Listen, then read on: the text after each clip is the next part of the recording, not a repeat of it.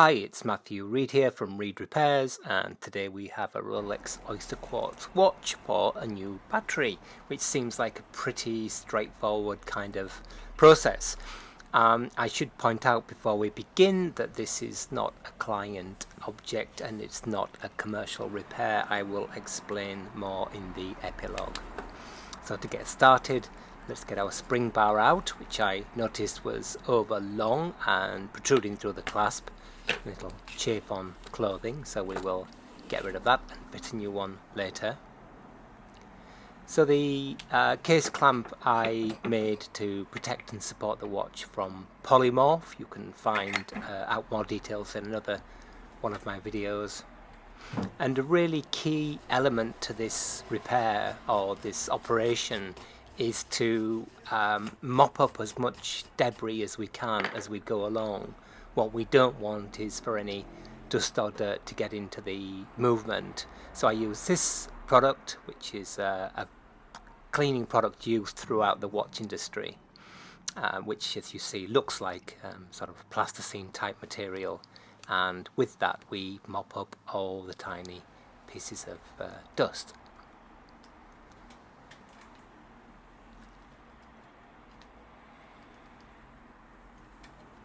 So take our case spanner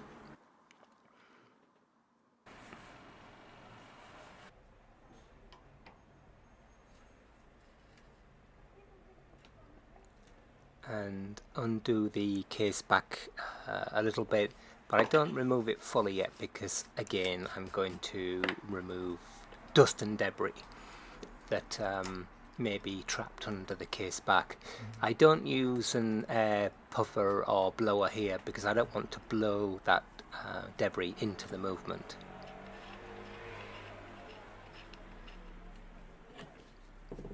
The same again, one last little mop up of those tiny parts, and then I think we've done what we can do here, and we get our first glimpse of the movement. And I noticed that there's some tarnish inside the case back. I think the battery at some point has leaked. There are repair marks there as well. So very beautiful movement with Côte de Genève decoration. These movements are becoming highly regarded after a long period of being somewhat in the shadows of the more famous mechanical movements. You see the lever with which is kind of analogous to a regular lever escapement, but working in the other direction with the energy coming from the coils and being transferred to the gear train. Quick sharpen up of the screwdriver on 1000 grit ceramic stone, and I'll just flatten the end and then remove any dust from that process. Then I noticed that one of the battery clamps, half the screw head was broken off, so we need to have a look around the movement and see if that has happened recently or whether it's something that's happened in the past. I will try and replace this screw because, as you can see, getting it out is really rather awkward and might lead to the screwdriver slipping.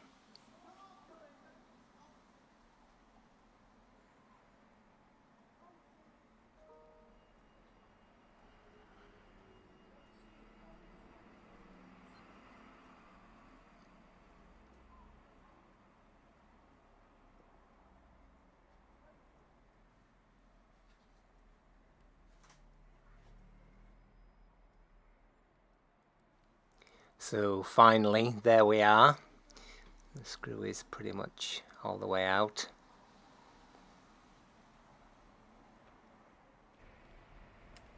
And we'll remove the other clamp, and then we can lift the battery clamp and contact away.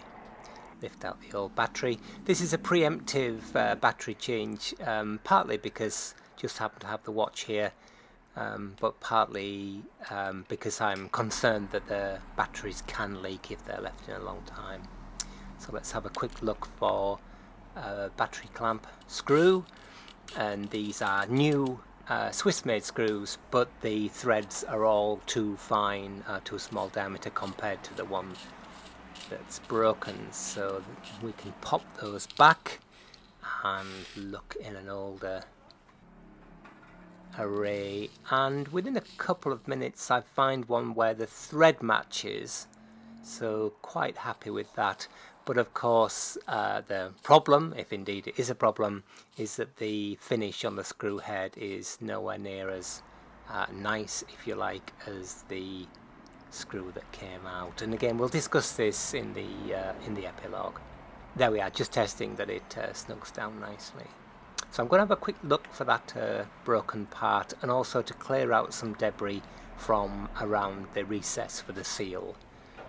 Notice that the case clamp screws weren't actually tight anyway, so quite nice to tighten those up.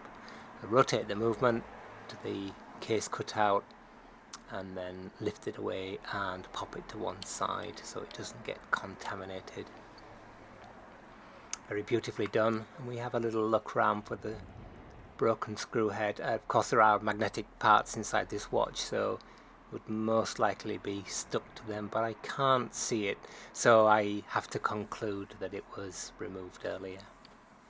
So I'm just going to take pegwood now, which is a close-grained piece of wood that's used extensively throughout the watch and clock making industry, and again our cleaning product to mop up any tiny particles.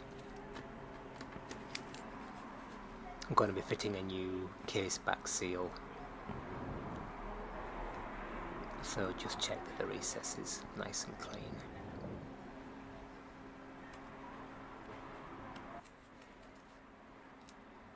I've gone around the whole thing, and it's just time to pop the movement back and rotate it.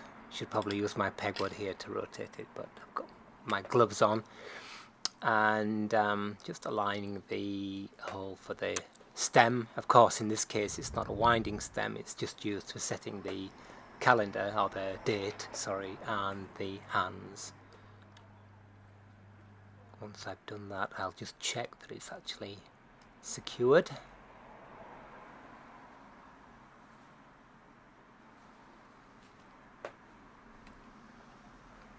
Yep, all good.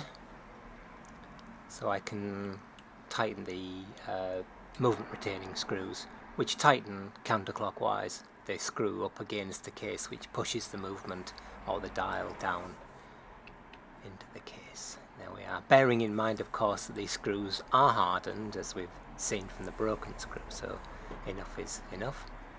I'll just trial fit this case back seal and then pop in the new battery, which is, I'm just replacing it like for like. I don't have a particular preference in any particular make of battery. It just happens that this is a Swiss made battery, so it seems to be appropriate for the job in hand. So there's our contact and battery clamp back in place. We'll fit the first screw, but I won't tighten it fully because I don't want to stress the clamp as we get the second screw in place. And we can see the watch is beginning to jump into life. So I'll just undo that screw a little bit. Fit our new clamp retaining screw.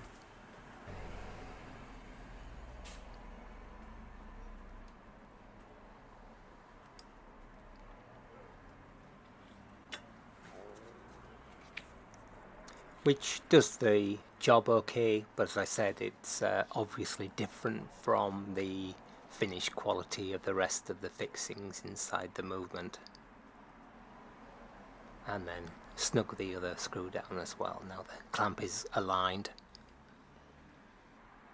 I put some silicone grease on the new case back seal, and then hand tighten the case back first to check that the seal is in place, and that feels good. And then of course use the case back spanner to tighten down again.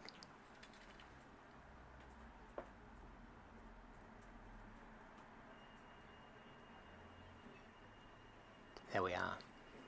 So now a new spring bar. Just stoning the ends of this spring bar down so it doesn't protrude through the clasp. It's 1.8mm diameter, outside diameter, which is the largest size I could find to fit inside the bracelet for strength. You see it's a decent fit in there.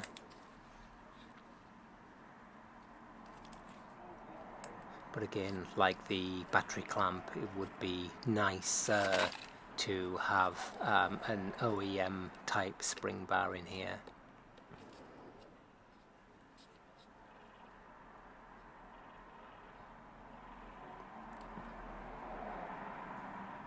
Just check the other side, make sure it's securely located. There we are. And now it's time to set the hands. I noticed that the seconds hand on the watch isn't particularly well aligned with the minute track or the seconds track, so I might come back to this and take the hand off and try and line it up. It doesn't particularly matter, of course, but it could be seen as being slightly irritating that it doesn't quite line up, as you can see. So we've checked we're in the right 12-hour correct. So we've checked we're in the correct 12-hour cycle. I'll just stop the hand when it gets to 60 and set to the next minute.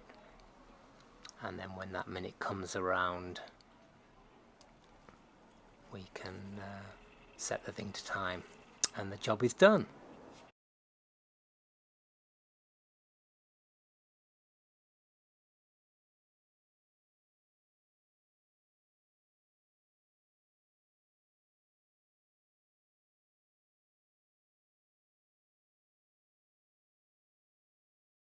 So there we are. I hope that was a bit of an insight into a watch or a watch movement that we don't get to see that often, and in fact until relatively recently has had underwhelming kind of responses. And I think it's only within this last couple of years that the Oysterquartz movement has really begun to be recognized as a very beautiful piece of work. I said at the beginning of the video that this wasn't a commercial repair for me or battery replacement, and the watch doesn't belong to a client. And the reason I said that was because I was slightly uneasy about the whole thing. It's well known that brands like Rolex restrict the distribution of parts to their authorized service centers.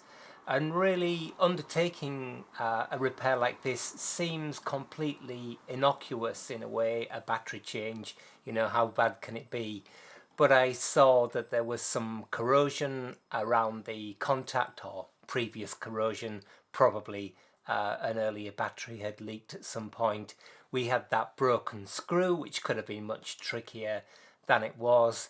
And then there's the issue of the seconds hand, which doesn't fully align with the seconds track. In addition to that, of course, you have issues such as water resistance testing and so on.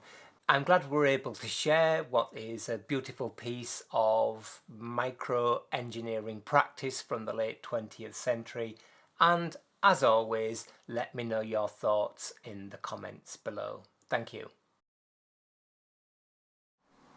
So on reflection, I decided to remove and refit the seconds hand. As you can see here, it's about a fifth of a unit of the seconds or minute track out of sync. You can also see that the dial is yellowed where the battery has leaked at some point. I also noticed that the minute and hour hands were also not at 90 degrees to one another, so I decided to remove the minute hand as well and reset that, which of course fits in with the quick date change as well. So I remove the seconds hand and then the minute hand. I'm going to leave the hour hand in place and just use that as my kind of primary reference. So I want to get them at as close to I can to 90 degrees. I'll just pop the minute hand there, but not press it into place yet, and align it. I'll press it into place and refit the seconds hand. What I realized after refitting the seconds hand is that there's actually a kind of backlash, if you like, in the mechanism that means that you can fit the hand, and on some marks it's very fractionally ahead, on some marks it appears exactly in line, and on other marks it's very fractionally behind. So as you can see here, I fitted it and it's significantly what you might consider to be better than it was before, and I decided to leave it as that, with the minute and hour hands more aligned as well.